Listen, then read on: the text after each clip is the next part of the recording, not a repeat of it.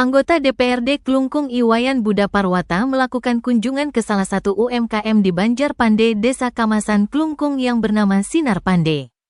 Kunjungan ini merupakan inisiatif Budha Parwata setelah melihat pajangan produk UMKM di BPD Bali. Dalam kunjungannya, Budha Parwata mengungkapkan pentingnya promosi dan pengenalan produk UMKM di Klungkung. Ia menekankan bahwa semua instansi bukan hanya perbankan harus berkontribusi dalam mempromosikan produk-produk lokal. Menurutnya, setiap perkantoran sebaiknya memiliki gerai yang tidak hanya menjual produk seperti endek, sokasi, dan genta budaga, tetapi juga menyertakan produk UMKM lainnya. Ditambahkannya jika Sinar Pande yang memproduksi sokasi, dompet, dan tas berlukiskan wayang khas Kamasan. Berharap mendapatkan dukungan dari pemerintah dalam hal promosi, pemasaran, dan permodalan tanpa bunga.